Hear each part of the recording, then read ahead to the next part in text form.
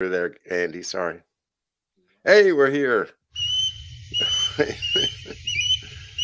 Welcome, everybody. I'm John O'Loughlin, and welcome to my channel. It's called McDuff Lives, and tonight, by a special request made by me, George Webb is joining us to talk about McDuff some more. It's my McDuff Mondays, and this is part 5 of McDuff Mondays, but this is the first time we've had the pleasure of having George with us to talk a little more McDuff. And George, you've been through this whole thing with me, from start to finish. I remember our first meeting, and I think that what was going on inside me had been boiling over for years, and it was a feeling of, hey, there's something rotten in Denmark. Yeah. There's something rotten in Denmark, and I couldn't put my finger on it. But when I ran into you on YouTube, I started thinking, hey, let me talk to this guy. And it took me a little bit of courage to actually get in touch with you. I thought, yeah, he won't know me. He won't want to talk to me. But you couldn't have been more gracious and kind and invited me right down. And so for the rest is history. So, George, welcome. And thanks for joining me tonight.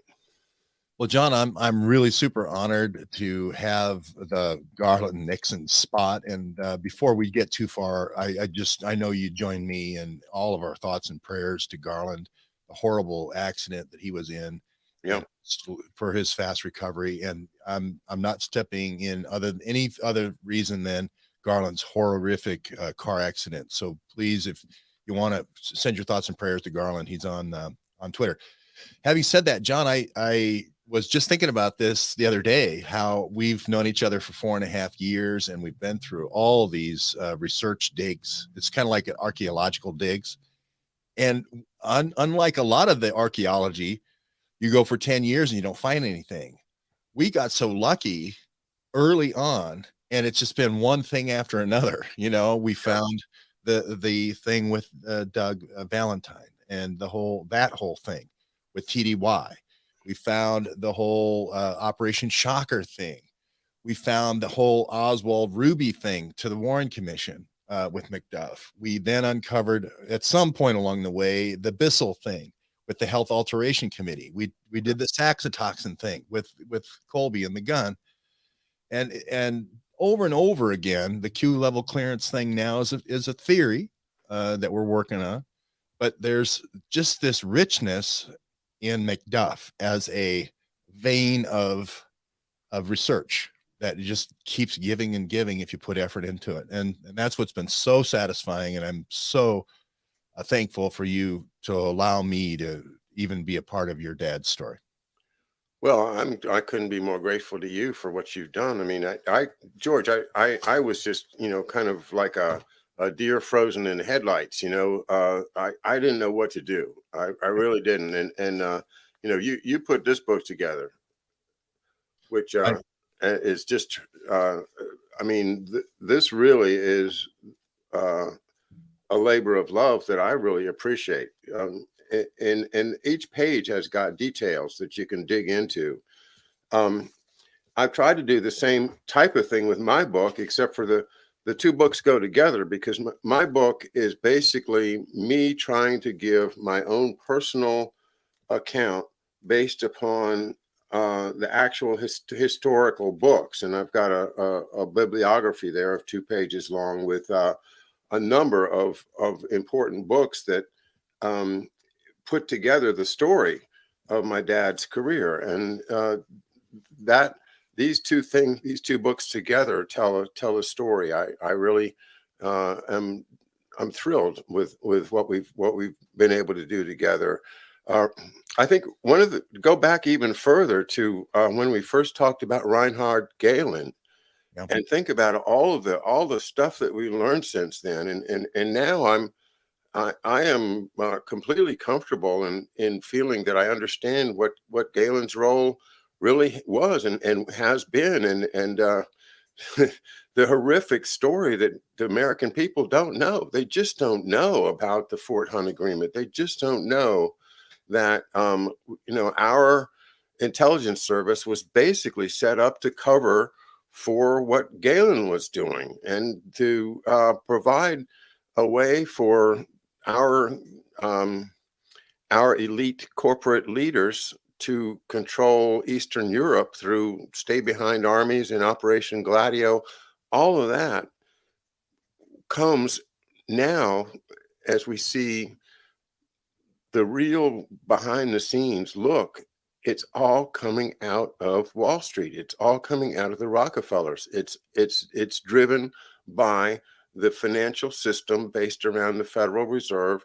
That is the same, the same suspects that we look for the villain in who caused World War II. Well, who caused World War I? Who caused communism? I mean, who caused Nazism? It all starts looking like a financial scheme, and that the wars are only incidentally about somebody's religion or a piece of land or anything, and more about enriching the already rich with military arms sales and exploitation of the conditions of war where anything goes. Yeah, and I enjoy getting real, defined like into the microscopy of the whole thing. With Sullivan and Cromwell, and here's Dulles, and here he's bringing in the U-235, U-234 submarine into Norfolk, and it's got all of Kamler's secret war weapons on it. It's got the ME-262, and there's the uranium over here, and there's the Wagner glide bomber over there, and they're all going to Gibson Island, and they're all going to the Long Island Sound, where the later Butina and all the other Russian kids come. So I enjoy marrying this history that we have, that you've elucidated so much in all your books. The book train on McDuff is just a beautiful, just a compilation of your 40 years of research in that book train. And Jumping Mouse did such a beautiful job of animating that. So people need to go to screamingospreys.com to see that. But you had all this kind of laid out in a big what do they call it? Panavision. Remember, Panavision was these huge screens that you would go see. And as a little kid, I would go and it would just be a giant screen. Mm-hmm. And you had laid all that out for me with the Secret Team and Fletcher Prouty, and then came Poisoner in Chief, and then came all these the brothers with Stephen Kinzer before that, and all this stuff that you had laid out for me. And I hadn't really done any of the research on Galen and all these, the Fort Hunt Agreement and the paperclip, and all that stuff was new to me. And when I somehow was getting these threads, tying it to right now, tying it to right now, and the whole Ukrainian game, and how the infiltration at these national security, national laboratories and so forth, at Nellie Orr and Bruce Orr. It's just been a labor of love. This has been so much fun to be a part of this. It really has. And another one that I think is a highlight of what we did together was the Scarbeck case. Yes. And I couldn't have been more thrilled when you started. You end up, I'm going down to the Library of Congress. I'm going out to the Library of Congress Annex. And next thing I know, you've come up with a whole bunch of leads, and then I went down there with you, and we actually made a number of copies of right directly out of the court file jacket itself, the testimony and the characters involved. It is a unique case in history that my dad was involved in, and the significance of it is something that you were able to draw out. To remind us a little bit why that case is so important. Well, it's the first espionage act. I'm involved with the State Department right now, and CNN trying to make an Emmy out of it, retelling the State Department's involvement in Wuhan and this virus.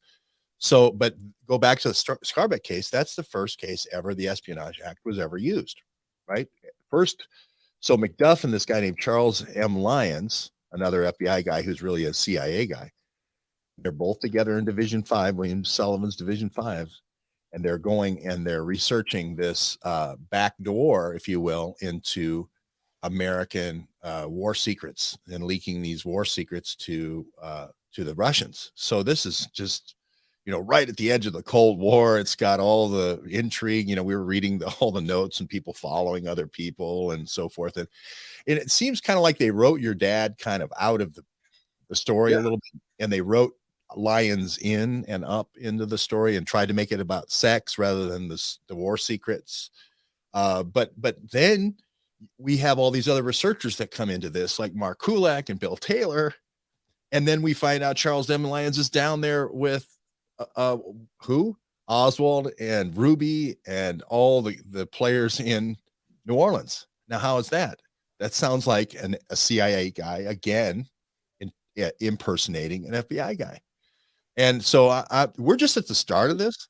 It's going to keep going and it's going to keep getting better. Especially, I saw Tom sent me Oliver Stone's interview on RT, which was a 30-minute kind of encapsulation of the movie he's showing out in Cannes. And he comes back and puts in a lot of the CIA stuff with Oswald and kind of confirming some of the stuff we had talked about.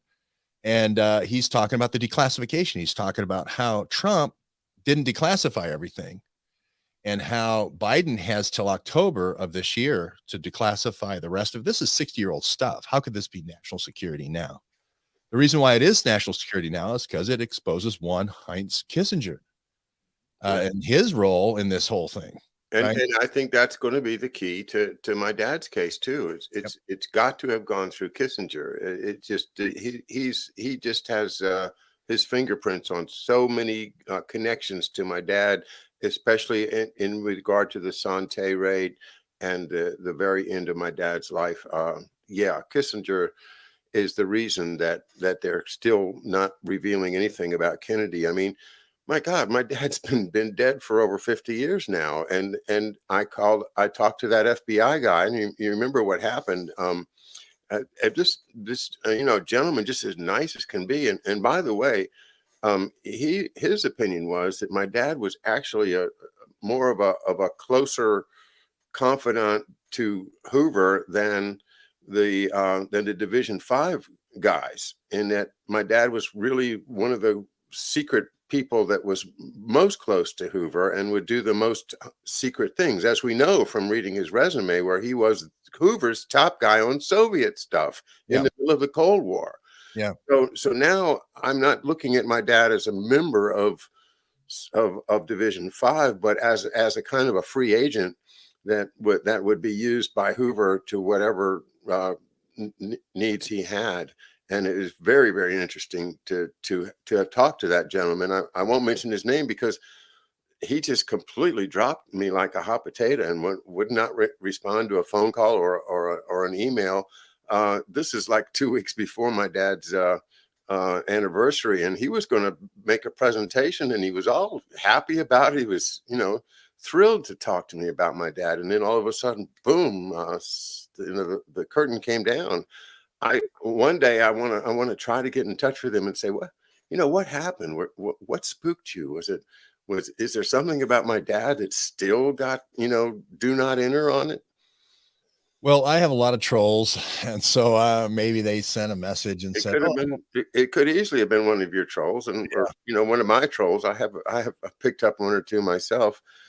Might have been the same ones, but I see in the chat people talking about Kamler. There's Andy has thrown up the DoD counterinsurgency counterintelligence group that McDuff was a part of, and with Fletcher Prouty in on that org chart.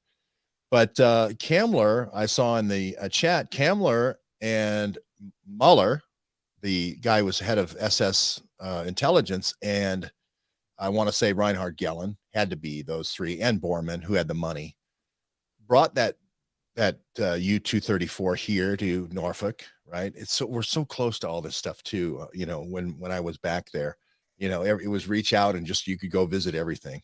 Have you read the book Critical Mass by Plimpton? I've got about halfway through it, and at that point I was at a point where I was starting to question, parts of it. How do you feel about the account? Do you think it's reliable? Yeah, I do. I think there's always embellishments that happen. Kamler supposedly committed suicide 14 different ways. That usually is indicative of he's still alive in Argentina. For me, you only need one story of how you died in the one picture, one photo. Himmler has the same kind of end of life, 28 different versions. Um, so Kamler is an interesting person to follow. I do think Kamler loaded up the bus and made a deal um, with Dulles. Well, remind me who Kamler was. Oh, Kamler at the end kind of took over some of the secret projects for Spear with the V1 and the V2 and the V. They had a V3 and a V4 that were working on at Peenemünde and Nordhausen, and then you had Kamler maybe taking over the ultra centrifuge project. I believe it was the ultra centrifuge project. Other people can say other things. We can argue. We can pull each other's hair. But in Prague and in and around Prague in Czechoslovakia, that seemed to be where the secret sauce for Kamler was. And it was around uranium enrichment. And if you look at with 8 guys, somehow he's getting 50 grams of your enriched uranium a day. The only way you could ever get to that would be ultra centrifugation, right? You had to have the ultra centrifuge. And you would want the Americans to be investing in this horrible, inefficient process called diffusion, gaseous diffusion, then Piketon and down in Kentucky, right? That Piketon was a huge plant too. I mean, Yes. so the mess that they've made up there is still there, I guess. They're still using it. It's still a Q level clearance thing. It's still a kind of a roundhouse for dark weapons going in all directions. I think I had it right that for the uranium in Piketon, task force had it right in Frederick with the bioweapons. And, it just shows you how 2 researchers can be on different spokes in the same wheel and be moving toward the same hub. Mark Kulak has just added so much, with all this research. Bill Taylor with all this research. The fact that the Wagner glide bomb, from the U-234. Mark did a couple of stories on U-234. They're in the house. They're in one of the 2 houses where the Russians hack the DNC, right? Mm-hmm. It's just incredible that they keep using they're playing out of their same divots, the deep state. And one Mueller then gives it on to his son, which is the next Mueller. And of course they would want to take down Trump. Of course they would want to do a Mueller report because the other Mueller came up from Argentina and, played the piano for Harry Truman. Harry Truman. And every time he played the piano, he brought a priceless work of art and he just left it behind for Best Truman. Was it Best Truman? Yeah. And there it goes. That's how it happened. So I enjoy every minute of it because it's just so much fun. And this research is so great. And if you don't have John's book yet, it is a complete peanut butter and jelly compliment to what I did in my books. I got a little more speculative a little bit. So I almost use McDuff as not a fictional character. He's a real character, but I thought of like, what would McDuff do? How would McDuff solve this thing? The CIA is bringing in all these weapons guys. They're trying to take over the FBI. What would McDuff do as a counterintelligence guy to beat the CIA? So how would he knock down the Perm Index, when they're bringing all these guys into New Orleans? How would he, how would the CIA react in order to create another loophole, the Q loophole? So I did 2 books after that were a little bit more speculative with the McDuff character. And I am going to put out another book which summarizes all 3 of those things and adds a capstone of 50 new pages of new research. Mm-hmm. But I'm not there yet because I'm working on another book that we're announcing tonight. But I'll talk about that later. Okay. I was thinking about how Doug Valentine described the character Mr. Hammer in his book TDY, and you get a picture of somebody that's just going to give you a death dealing stare if you and this is my dad's picture off of this CD, this special ID that he carried. I wouldn't mess with him. Pretty serious looking guy. Yeah, your dad is an easy character for everyone to immediately know who he is. It's kind of in a way, a Superman character, but a Superman with brains kind of thing. And and that's the part I really enjoy is thinking through this FBI versus CIA war that was going on and getting as many facts as we can poured in there. And Oliver Stone, get to his credit, he's trying to get a lot of these things declassified. There's a lot of FOIAs lawsuits Yep. that are up that he talked about, but unfortunately, the film is still, kind of cloistered in Europe, in Cannes. It's not Hmm. on any of the streaming services, but I would love to see it come over to the American streaming services because everyone would say McCone memo, and Mm. they would talk about McCloy and how McCloy, his daughter, is in there with the head of CBS, trying to tell the whole story of the lone gunman and all that. So anyway, I do have another book in me that I'm going to summarize to complement your book, John. But Hmm. until then, buy John's book on Amazon or Yeah, or wherever. and that's a hard thing to say for you, George, after Amazon did what they did to you, but I appreciate it. Yeah, the only way to get my book right now is Kindle on Amazon, and we're going to be printing some more copies in the near future. But right now, we're kind of on hold with the hard copies. So please take advantage of the Kindle. Yeah. Oh, Andy's going to bring it up here. While Andy lasts, he's having a little bit of Andy, dig- you should go lay down, brother. I think you. I talked to Andy a little while ago. He said he's got a okay. bug So, of some kind. so everything's, yeah, I know he's pretty sick. You got 5-star ratings, which is great. And everybody, this book is, when you go through here, you're going to, first of all, you're going to go, hey, George got all those facts right. But the second thing you're going to do is you're going to see John's personal side all the way through here. It's a very personal story, and John adds a very personal angle to all this stuff. And he adds a whole bunch of things that I didn't have knowledge of, and John didn't either, I don't think, until you went through those thousands and thousands of documents you had. Yeah, And Bill Donovan on the deck of the USS Nashville having it out with MacArthur. That's yeah, a for story. hours, and that to me probably was a teaching moment for my dad, a young lieutenant on the ship, and to understand, that of course it was obvious that the Army and the Navy were fighting, the Navy and the Marines were fighting, the Army and the Marines were fighting, and nobody, and then the different admirals within the Navy were fighting, and they were all contentious, but somehow they pulled together and pulled off Leyte Gulf, which is the greatest naval battle in history. And there we have a picture right in the middle of the book of my dad on the bridge with General MacArthur and uh, Admiral, General Kinney, the Seventh Air Force chief that flew all the air missions to do reconnaissance and bombing in the campaign. Anyway, thanks, George, for the endorsement of the book. It was quite a slog for me to write it, but I am very proud of it. I'm satisfied with it, and I hope you do. I hope everybody else is too.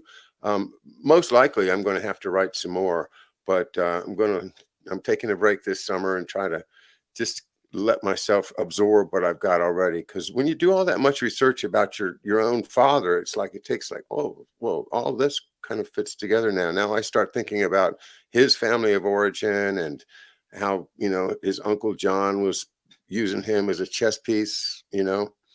That's when we went up to Loomis. I think you got a flavor for what I feel, that he was put into Loomis as a servitor, as somebody that was going to be a servant for the establishment there in Connecticut. And he just wasn't going to do it. He said, nope, I'd rather be a free person. And there's so much more here, and I can't wait to dive into it with you, John. And so we're going to come back. I'm going to come back to the subject as well. I've got this book, Coronavirus. None dare call it. Excuse me. None dare call it coronavirus. Sorry. Let me start all over. Coronavirus. None dare call it DARPA. None dare call it DARPA. And the reason why none dare call it DARPA is because it can't be a bioweapon. It can't be a 30-year project with Redfield, testing on the Green Spring people for 30 years. And, because that's his little local, old age home that always seems to have the outbreaks. It can't be something happening at Fort Belvoir in the Fort Belvoir area with sprayer houses and so forth. This can't be a 30-year weapons program. It can't be. It's got to be just this zoonotic spillover where we don't know the reservoir. We don't know how it broke out. We don't know who patient 0 is, patient 1, we only know who patient 30 is. We start counting at 30, I guess, now. So go ahead. No, tell me if you would about the Philippine reporter that you were citing today on your show at Neighborhood News Hour. I'm fascinated. Yeah, well, this Otto, is a diplomat, and he's been a diplomat for a long time. Is Pangolin? You're not going to believe the name, John. Pangolin Awan. Pangolin, one of the proposed reservoirs for coronavirus. A reservoir is the animal gets it and carries it and multiplies the virus, but the immune system doesn't react against the virus, making it the perfect reservoir for the virus. Now I say it's going to be fish, but we'll cross that bridge. Wow. You've moved on to fish. I mean, today you were like exploring the idea, and now you're feeling like it's your leading candidate.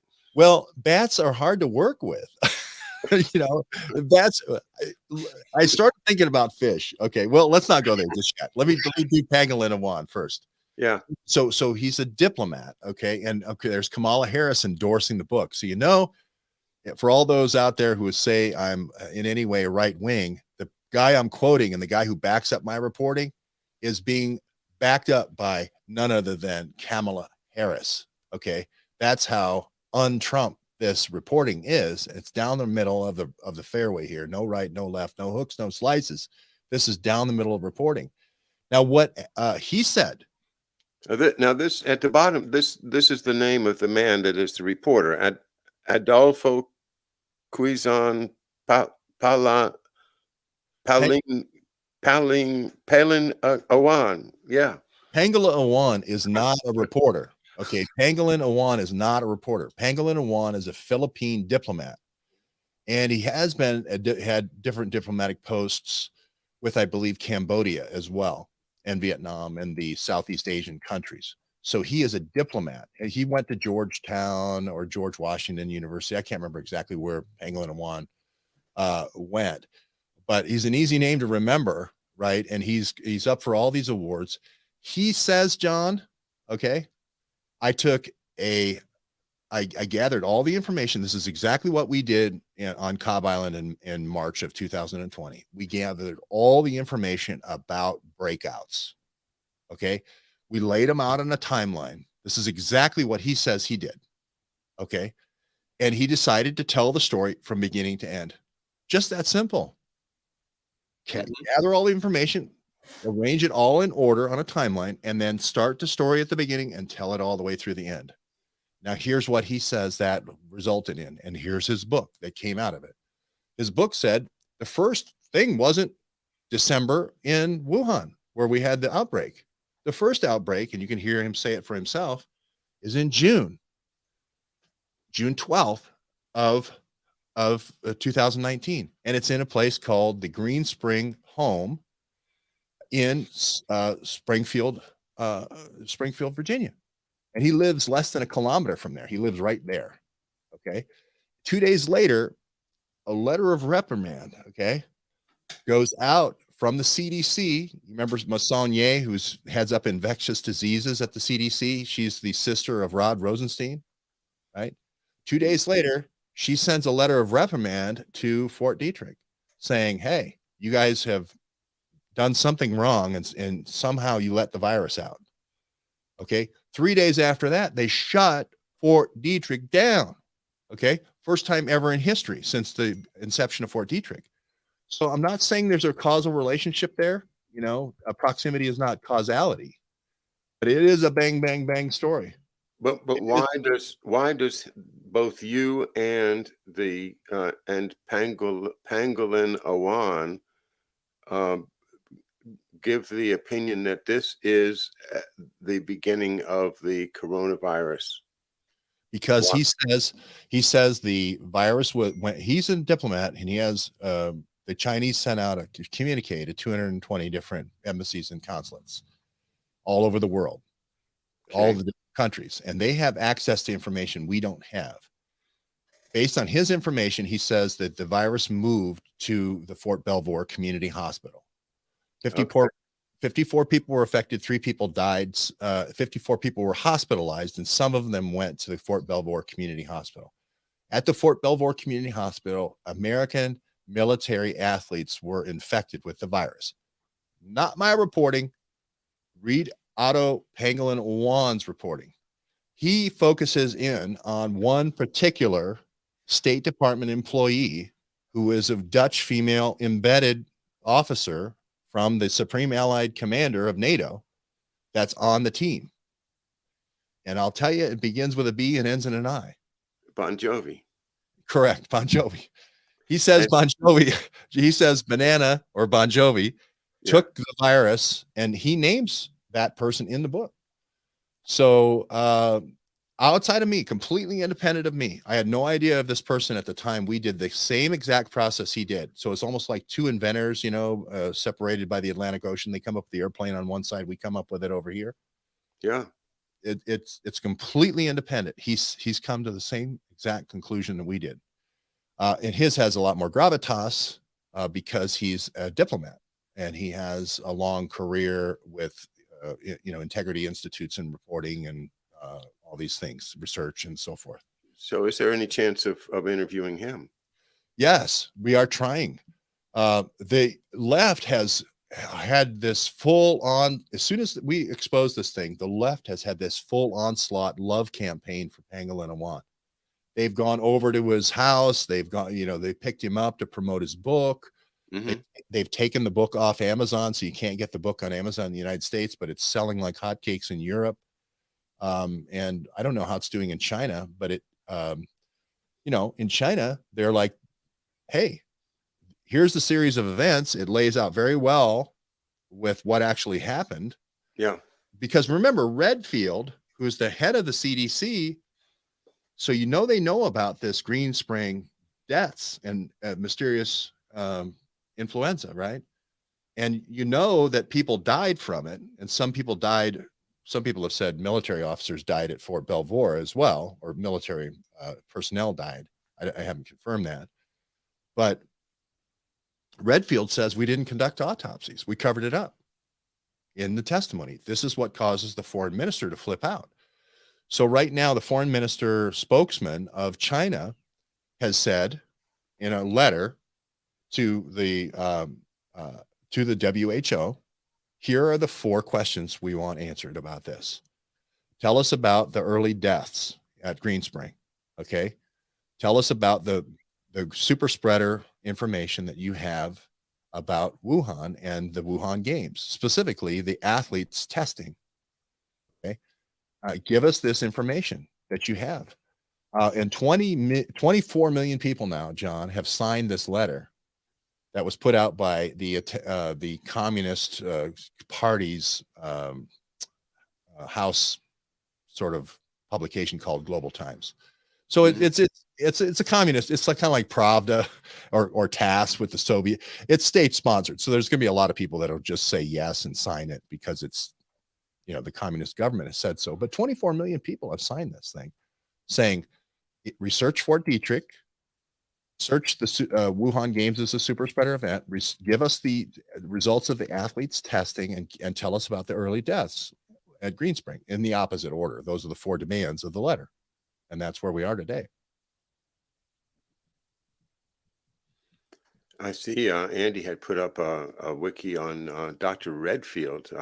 Remind us a little bit about Dr. Redfield. We haven't heard him much lately, but he's a big player, isn't he?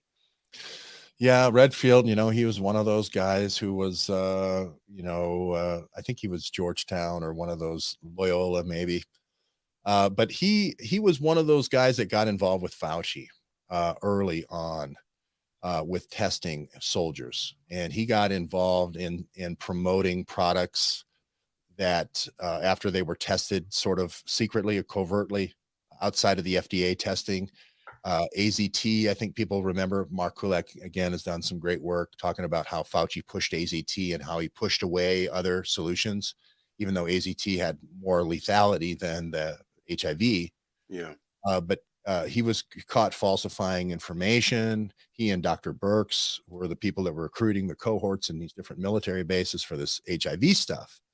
So he was censured for this and investigated for this. And then he went on to the further training to then get the props and chops to go become the CDC director, which, you know, after that such a checkered history, if he wasn't a compromised individual, he never would have got that job at CDC, given his previous falsifications. But he did, and he's in there, and he's carrying the water of these pharmaceutical companies who want an inside track, who want a free ride. They want to have a free cohort, trapped population, trapped audience of test dummies, which are called U.S. soldiers, and they're running their inside game so that they can beat the system and beat the clock and save some money, and then also come up with their next blockbuster big drug. And so he sold out to the big pharma community, and that's Dr. Redfield. And they tried to get him to grow a beard so he looked like Everett Koop, and so he had some kind of panache and credibility. But everyone looks at him and says he's a plotter. His style is confused and wandering, and he doesn't know a whole lot other than, I can't really talk about our illegal uninformed testing that we do on U.S. military bases, but that is one Robert Redfield. Yeah. There you have it. I shouldn't have ended on such a down note there, but that's the way it is. We just need people to start checking, taking names and investigating people. Fauci seems to be Teflon. He seems to be surviving. Do you think Fauci will fall? I think Fauci is too much of a darling of the. If the Knights of Malta ever had a water boy, you couldn't do better than pick Dr. Anthony Fauci. Hey, we're gonna commercialize some bioweapons here, Fauci. Sit down, shut up, and here's your marching orders. You got to explain it like this. And then every week he gets a different memo. That's why Fauci is like a wind vane in a tornado. He's just constantly changing his pointers and directions because he's at the behest of these interests, these military interests that want to commercialize their battlefield innovations, which they call innovations, these bioweapons. And I feel sorry for Dr. Anthony Fauci because he just seems like such a compromised individual. At his heart, I know he thinks he's somehow promoting God's virus. I know somehow when he used to call it the gay, HIV used to be called GRID, gay-related immunodeficiency. Mm-hmm. That was Fauci's terminology. So somehow he's got this higher than mighty view of how this is God's virus and all these deaths somehow are deserved. But at the end of the day, he's a water boy. Let's see. Men Like Gods is asking, where can we buy this book? I suppose he's talking about the Pangolin Awan book. Have you got a line for where to get it? Well, I can tell you a book that has all the same stuff, and it's available. And it's available here in America. And it's available now. It's available here in America. It's called George Webb versus CNN. And there's another book that's coming out called Coronavirus. None Shall Call It DARPA. And it has a lot of this. I actually think I have a lot more than Pangolin Awan has. But I haven't. We've been trying to source it, and we want to actually blow up the mention of the Bon Jovi character. but he does mention the Bon Jovi character, the cyclist. And so we want to get that out to people. But None Shall Call It DARPA is available now. You can click on it and buy it. It's going to be $30 plus shipping.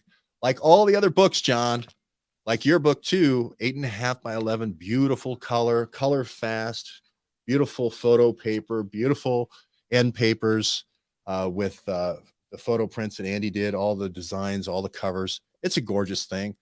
And it's available now. Well, I just learned from looking at the lower thirds that Andy can put up there that you've got a show starting at 9 o'clock tonight. Is that right? We'll start the Zoom call. We have a membership where you can Oh, come you in. have a membership. Okay. So after this is over, if we want to end at midnight, if we end at 1 o'clock, then immediately after that, we'll have our Zoom call. I was So going to say I'm going to go ahead and wrap the show up here so you can start at 9 and give Andy 10 minutes to take care of his. You got 200 people live right now, John. Don't worry about the Zoom meeting. All the people in the Zoom meeting are currently in the chat. So just keep John, going. I have to say this because I keep traveling and everywhere I go, everybody I meet, they go, "Oh man, McDuff, he's so good for you. Oh man, you nailed it when you got McDuff. He slows you down. He asks the questions. He ferrets out, what's fact and what's conjecture or speculation. McDuff is so good for you, and we can't wait for the trio everywhere I go, John. And it's great feedback. And I think everybody in the chat would say the same thing. And so I want to keep this collaboration going. Dr. Hamamoto is the same way with all of his references and research. The three of us come together, and it's in a pretty remarkable way.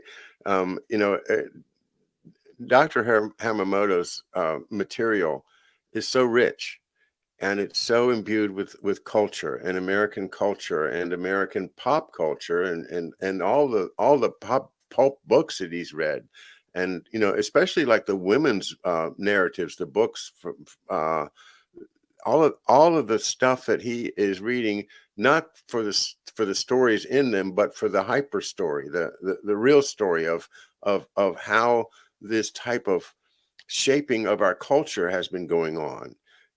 Our culture is being shaped by the people that publish books, by the people that create television shows, the people that got me, to sit down at 4:30 p.m. every afternoon to watch Gilligan's Island.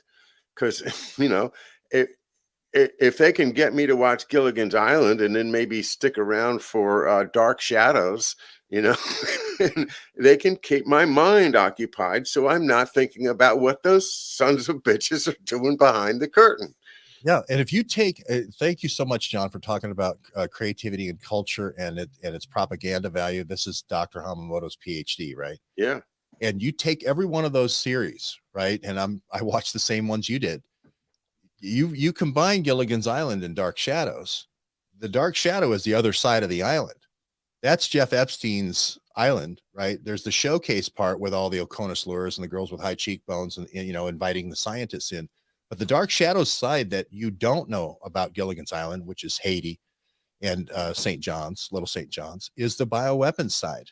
This kind of DynCorp dark side of Haiti, where HIV and all sorts of HIV drugs have been tested by none other than Dr. Redfield over a 30-year period with people like Nurse Ratched, the Scarf Lady. So that was to get us to think, hey, they don't do bad stuff on Plum Island. Mark Kulak did a great. They don't do bad stuff on Incel Reams. They don't do bad stuff over there and Little St. James. It's all a party. It's fun. But by the way, speaking of Incel Reams, that is a very, very intriguing story, because that is where the bird flu, the island called Ruger Island, which we're talking about just off the north coast of the east of the old East Germany. Yep. And this is a fairly big island, and on that island is where the first birds that had the bird flu were dead, and they were found. But I don't think anybody has realized that Reims Island is not in France. It's not Reims. It's Reims. And Yes. it's right next to Gruger Island. Yes. So the bioweapons plant that would have been making this avian flu was actually right next to the place where the birds died. And Yeah. I don't think that connection has hit hit the big time yet. It's just Mark Kulak did a great thing on Reams Island. He talked about Eric Traub and how they had the Nazi library of the 1,200, pathogens, and how he came to Fort Detrick, and all the things we see now seem to be just serial randomizations of Eric Traub's library of horrors. But then he goes back to Incel Reams under the BND, under the BNB. Aaron Adler has just walked into the studio, ladies and gentlemen. I just wanted. Oh, okay. Is Andy's okay? Andy is down for the count right now. Okay, but anyway, I'm just saying that all this collaboration, right? We're getting to it, and somebody said we're lighting the dark shadows. I totally agree, and it's the most powerful thing we can possibly be putting our energy into. Not spending money to do promotions and self-aggrandizing, things.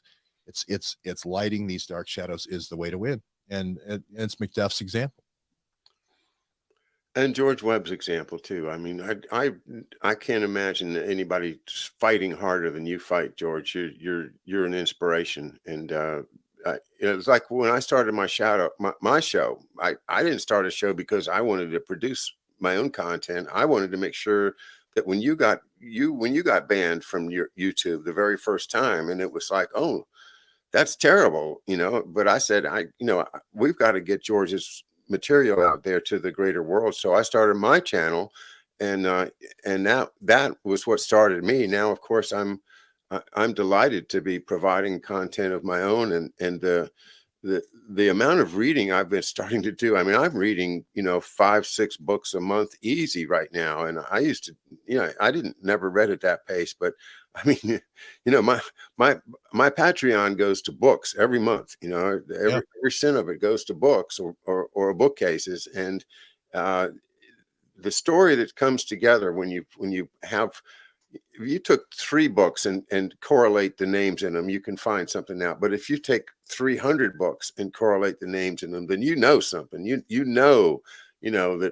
Kissinger shows up when these things happen, and Redfield's here and Fauci's there, but you get a constellation of information that you can look at like different facets on a stone, and you say, I see that thing in 3 dimensions now. And that's why I say, I am certain that the reason that people will not talk about my dad is because of Henry Kissinger. Just like you said at the top of the show, he's the guy that put his hand down on the Sante raid when it was scheduled to go off in October. And he said, no, we've got to wait for diplomatic goobly. So when they finally go in November, the coop is flown. They get no prisoners. Why did that happen?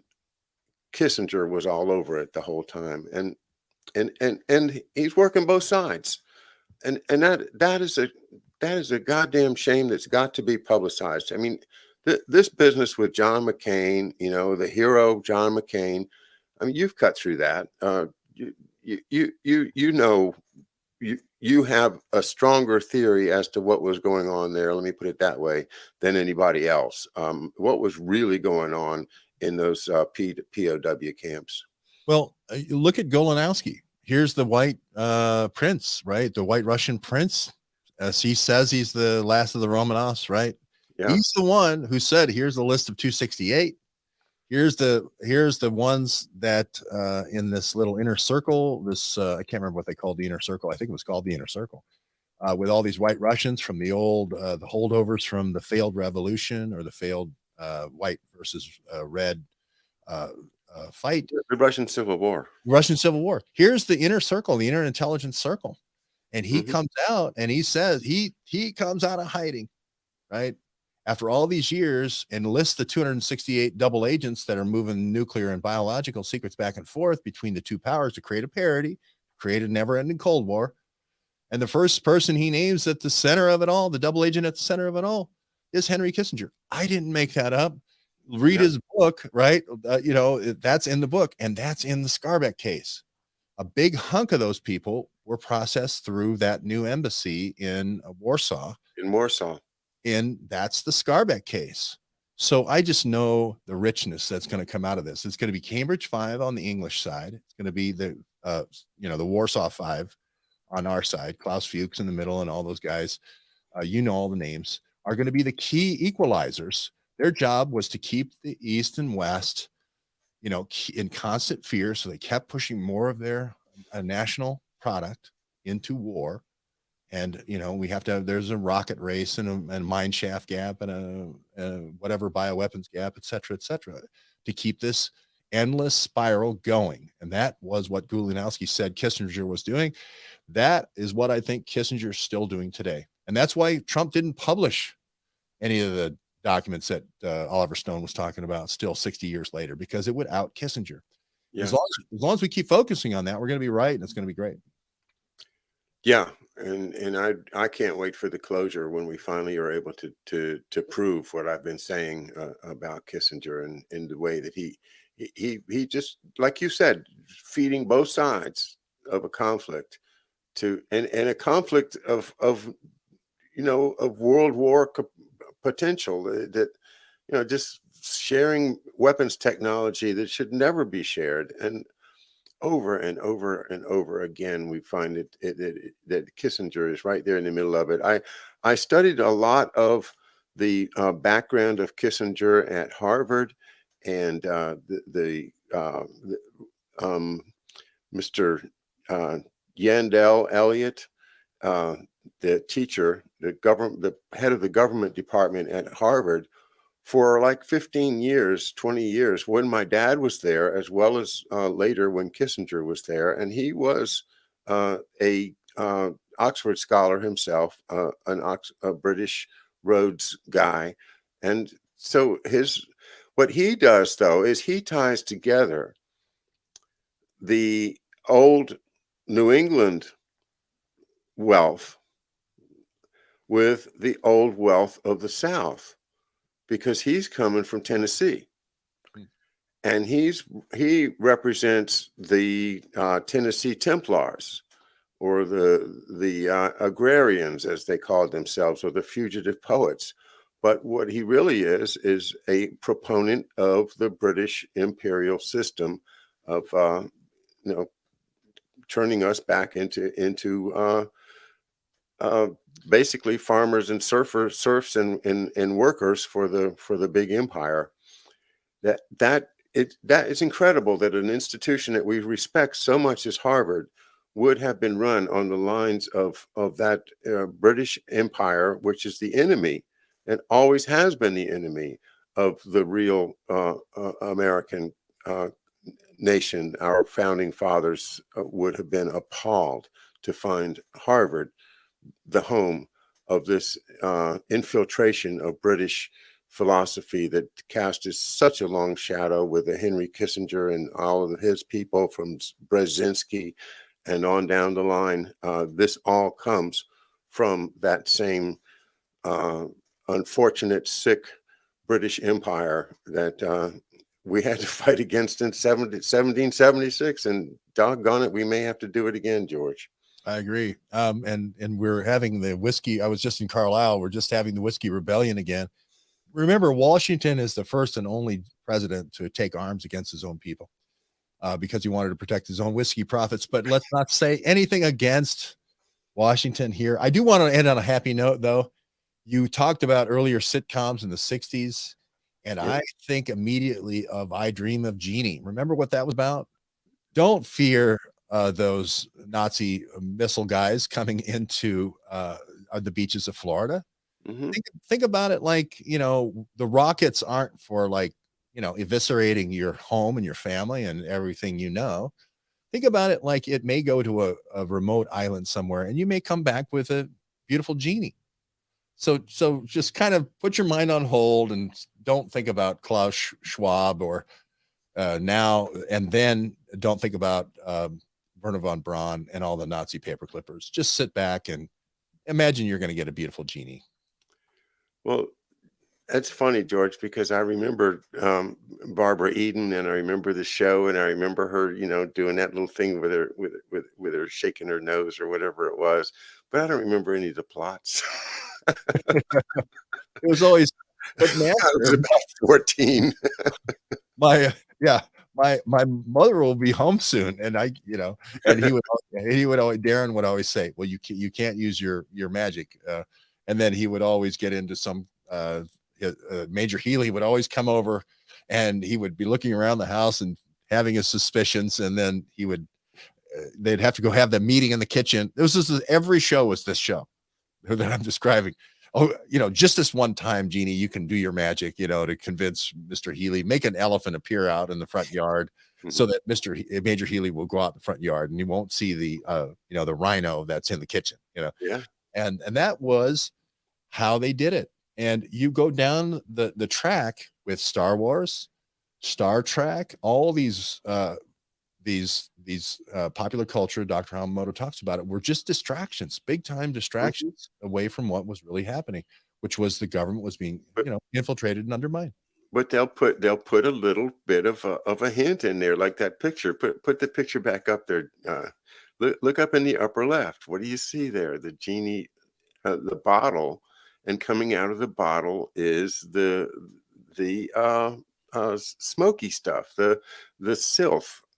Because that's what sylph means, and the USS Sylph being the presidential yacht that comes out of that whole tradition of the wooden ships, the luxury ships that Roosevelt loved so much. But sylph, of course, is genie, G with a GENIE. And that connection, they give you little hints like that bottle up there to let you, hey, you know what?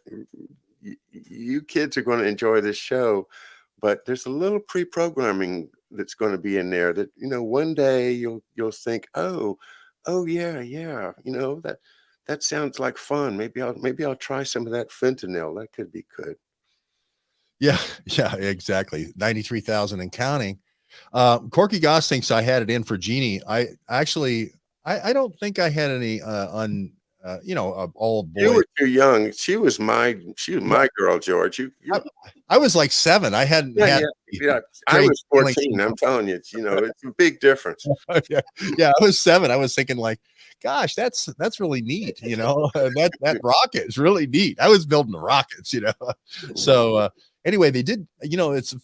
We can get into it later with Dr. Hamamoto on the next show, but this whole thing with the comic books and with Donald Barr, that Mark Kulak again did a great thing on Donald Barr with all these magazines and comic books, trying to get people into the war industries, the American youth. They did the same thing and with the same people in Germany, and when it failed, they just brought them all over here, and they took all the German captions and made them American captions and called it NASA instead of Nazi.